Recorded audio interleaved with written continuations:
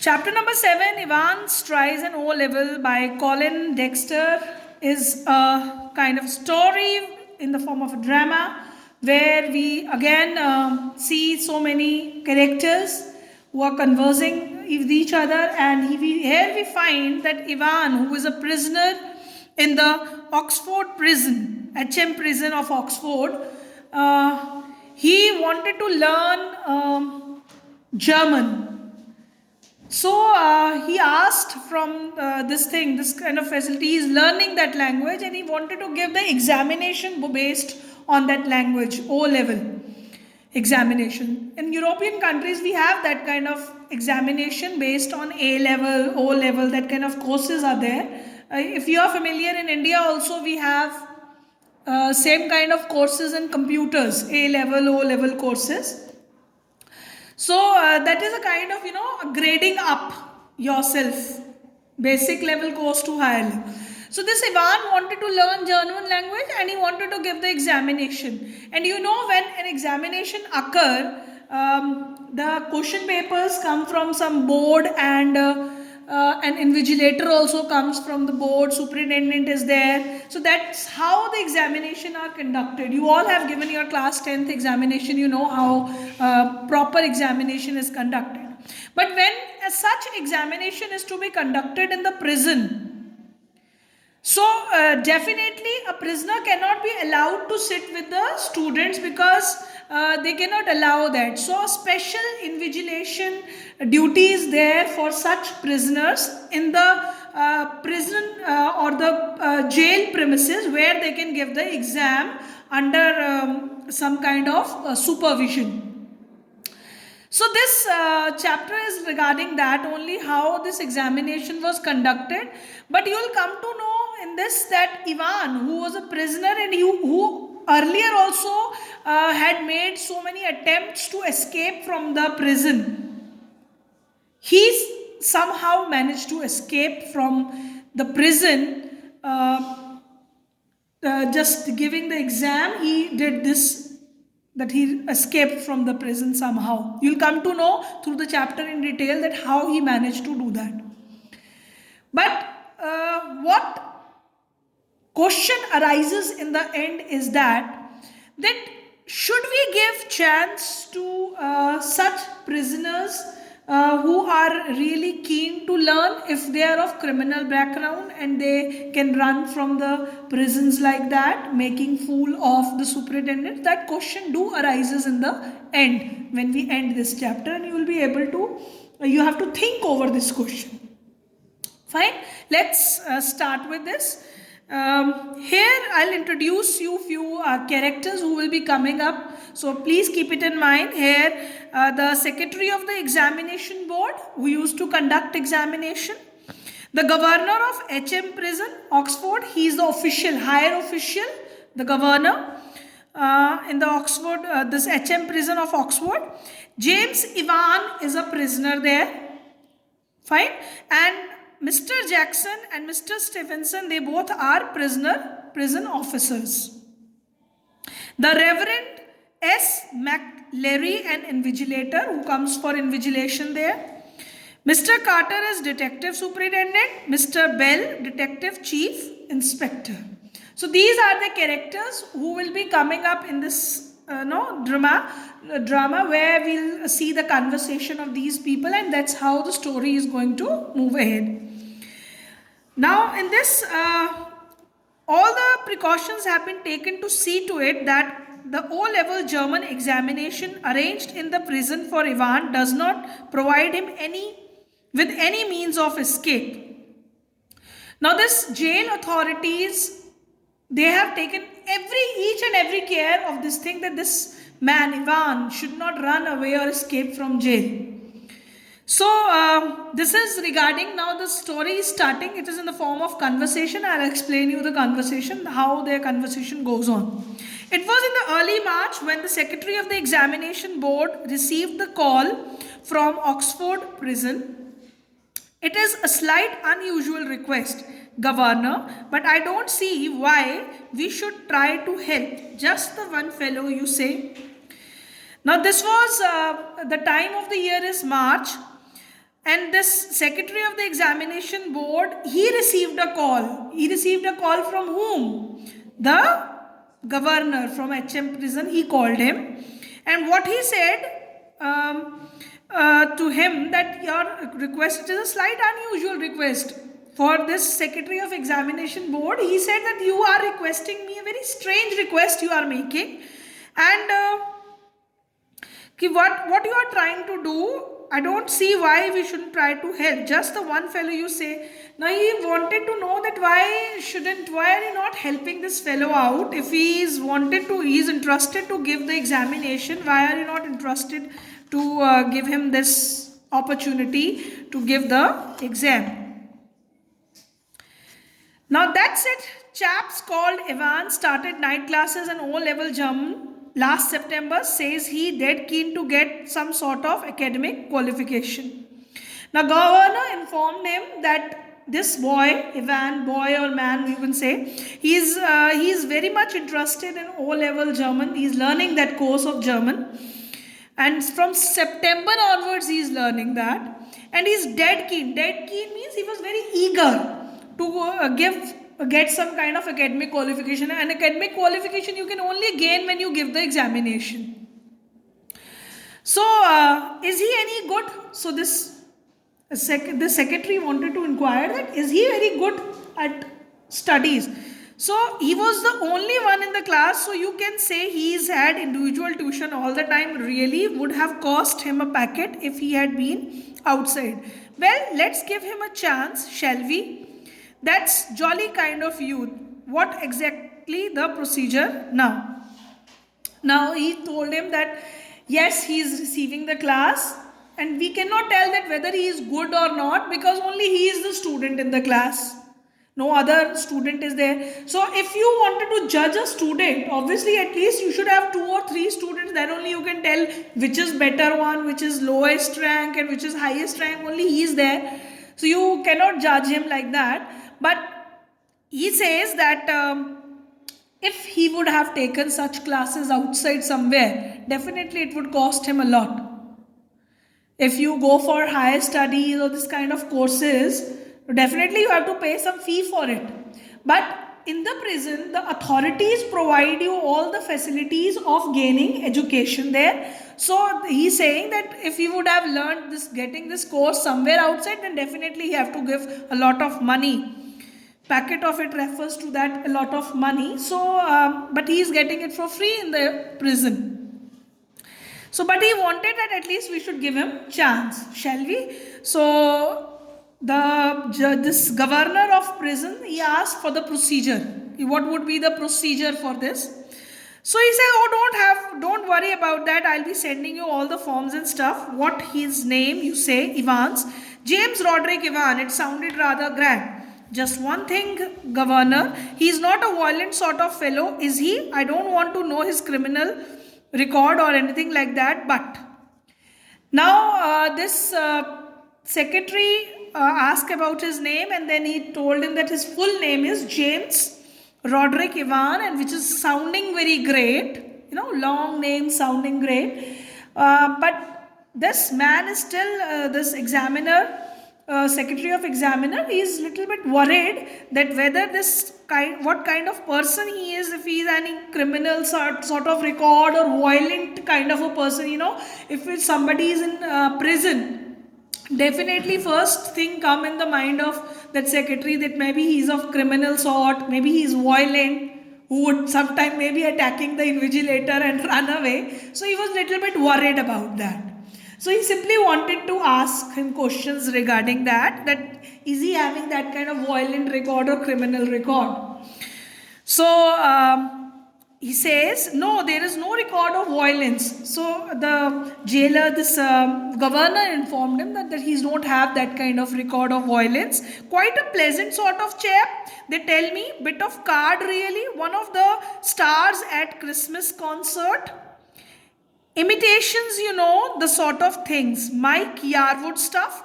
No, he's just a congenital kleptomaniac, that's all. The governor was tempted to add something else, but he thought better of it. He'd look after that particular side of things himself. Now, this paragraph is very important from analyzing this character, Ivan. Now, he is saying that he is not having any violence record, but he is a bit of a card, means he is little bit odd one out. Odd kind of behavior the person shows. So, he is like that. But he was a hero in this, Christmas concert. He was star in that because he do mimicry. In the imitations he do. Imitations is done in a mimicry. You all know what is mimicry and imitations. Mike Yarwood is a star who does mimicry very well. So he compares him with that. So, and he says that he is a congenital kleptomaniac. Kleptomaniac refers to a person, congenital means who is having inborn quality of stealing things. Some children develop this kind of habit. In fact, what I should say that every child do this thing in their childhood. They pick up things. You might also have done such things in your childhood that you pick up a rubber which looks very beautiful to you from your friend's pencil box and kept it in your box. And when you went home, your mother asked you a question that whose rubber is this? Then you said that I picked it up from my friend's box, and she might have given you a tight slap. So you learned that it is stealing there. Because children don't know that they are doing stealing. Say they are simply attracted towards beautiful things and they picked it up. But when they learn that it is stealing, they stop doing that. But sometimes this habit is developed in people in such a manner that they develop it as a hobby. Even if they are self-sufficient, they have no financial issues, they started developing. You might be familiar with it. Some people have that habit of stealing. They pick up things from anywhere. So he told about Evans that he had that habit of picking up things. The governor was tempted to add something else. Now he wanted to add something else about it, but he didn't tell it to the secretary of examiner because he thought that he will take care of it regarding the security of jail, because earlier he had made that attempt in other jails where he tried to escape. So he was sent to this jail. You'll come to know later on that he was sent to this jail. But this man, the governor of HM prison, was very much confident that he'll be able to control this man, Ivan. And his overconfidence later proved wrong. And this man ran away. Now, this very paragraph is very important from this point of view. The things which we must keep it in our mind, that he can imitate. He can imitate these, he can even imitate voices. Fine. And he is very good at stealing things. So he could arrange things for himself even in the prison. So these habits were helpful for him to do that, that illegal activity which he did next in the chapter. You'll be relating this habit of him, what he did later on. Get it? Okay. Now, presumably, said the secretary, you can arrange a room where. Now, simply he said that presumably means he simply wanted to tell him that likely you have to just arrange a separate room for his examination. So it was said, no problem, he is in a cell on his own. If you have no objection, he can sit the examination in there.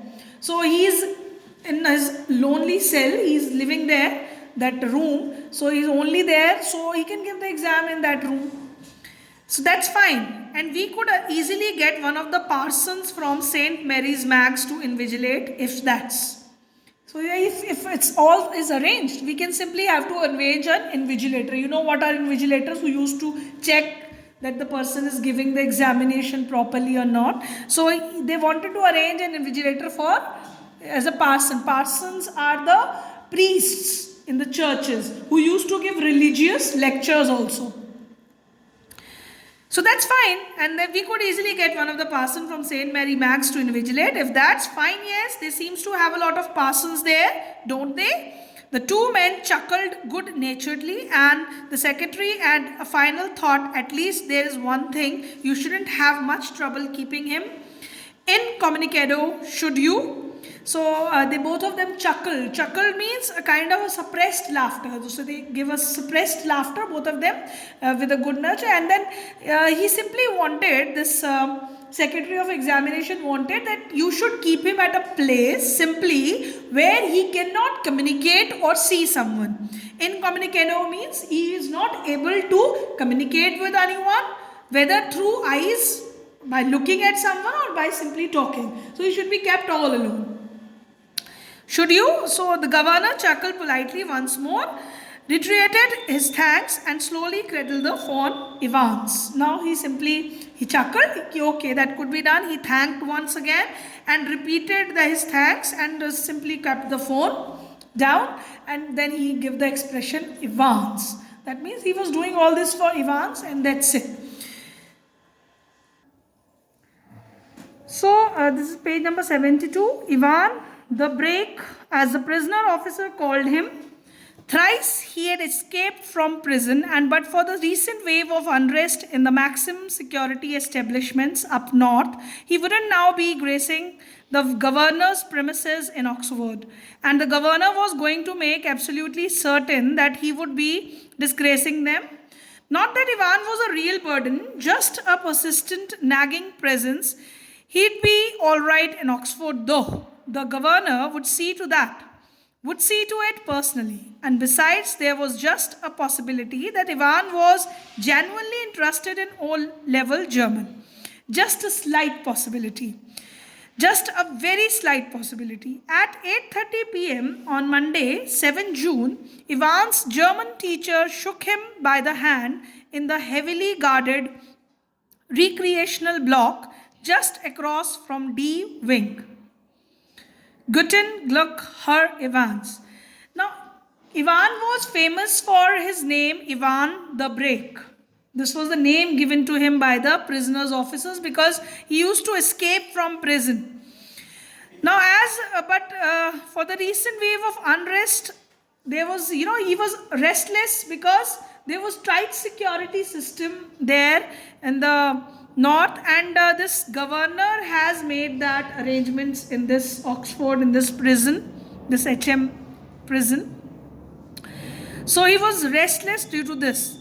Now, and governor also wanted to assure this thing that he should not bring insult to him because he is going to conduct the examination for him, and if somehow he escaped from such tight security arrangements, definitely it would be a disgrace for him. So he don't want that insult for himself. So, and we know about this character of Ivan's also, that he was not that real burden, because it was not considered like that a burden, but actually he was not continuously, he was a person who is disliked by them, the way he behaves. So, he'd be all right in Oxford, though the governor would see to that. People believe that this prison, Oxford prison, is having a very tight security arrangement, so this person should be kept in such kind of prison, and the governor will see to it. Maybe that governor was very strict at it regarding the arrangements. And beside this thing, he thought that Ivan might be genuinely trusted for this O-level, so we must provide him that opportunity to study. But he know this thing that maybe there are slight chances. Could be because these he was thinking from the jailer's point of view also, that if maybe he had a planning through that way, he could escape from prison by giving the examination, or maybe that kind of, but still, even if he is planning to do that, he think that maybe he is really interested to learn German, and then we should conduct examination for that person. So he was interested to give him that facility. Now on Monday, 7th June, 8:30, Ivan's German teacher came there. He shook his head in the guarded recreational block just across D Wing. So he said, Guten Glück, Herr Ivan.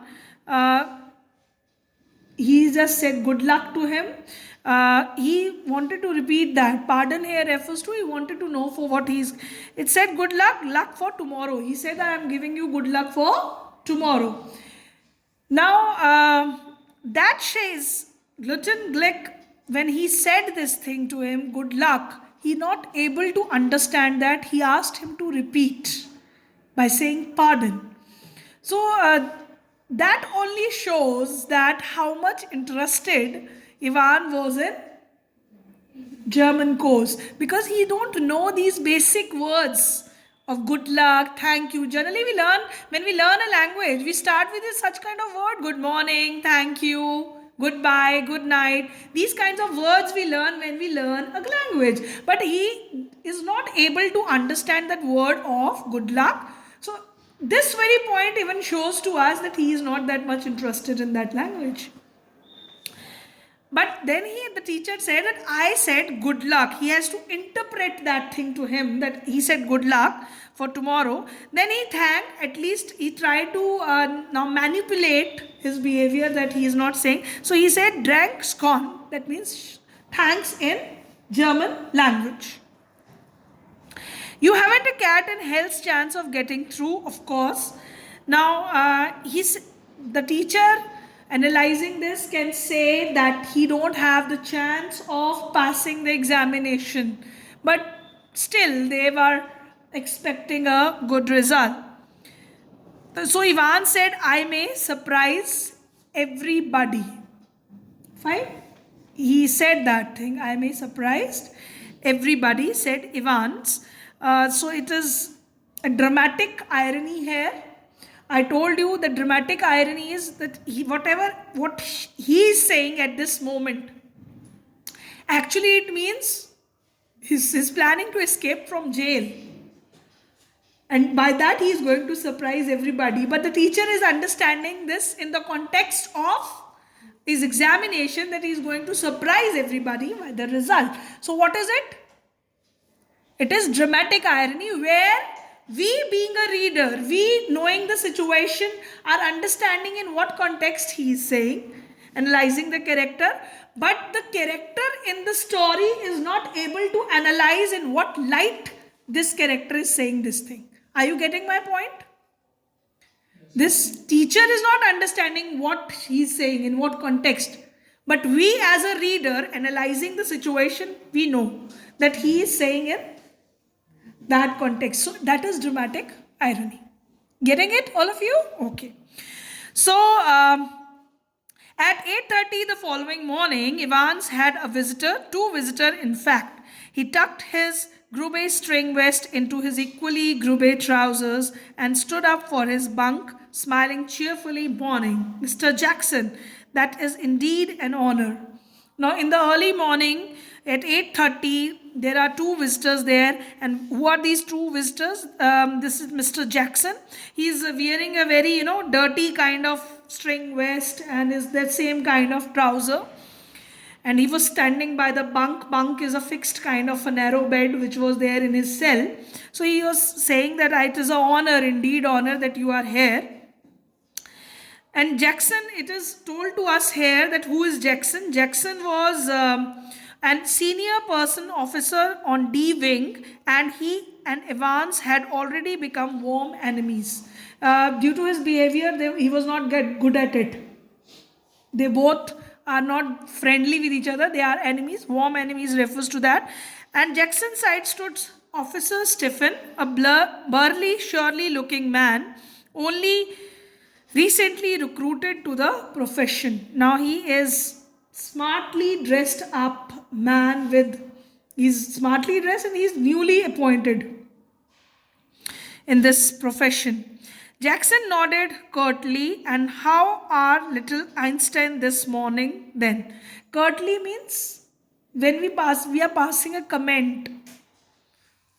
When we wanted to just point out something, again ironically to someone, curtly sharply he's saying that to him, that how is the little Einstein? Again the statement is ironical. Actually he is not that intelligent or something like that, but he's saying him that how is the little Einstein, because he is going to give the exam. Wasn't a mathematician, Mr. Jackson? I think was a Jew, Mr. Jackson. So he refers that he wasn't a mathematician. He refers to Einstein. I think was a Jew, Mr. Jackson. Um, he says that he was a Jew, Mr. Jackson. Ivan's face was unshaven. Jew, why are you referring it to a Jew? Because in somewhat around 16th century, there was a kind of discrimination in the. So he passed that remark. Ivan's face was unshaven and he wore a filthy looking red and white bobble hat upon his head. Give me a chance, Mr. Jackson. I was just going to shave when you burst in. Now, Ivan was having, untidy looks on his face. His face was not shaven and he was wearing a white bobble hat. Bobble hat is referred to a hat which is woolen one, no? Kind of a ball, ping pong ball is on the head, that kind of hat, that hat he's having. And he wanted that you please give me a chance. He wanted to make his looks clean because he is to give the exam. He said that I was just about to go and shave myself when you came in. So that what he said to whom? Mr. Jackson, who was an officer of that prison. So here we are ending this lecture of today. Thank you very much.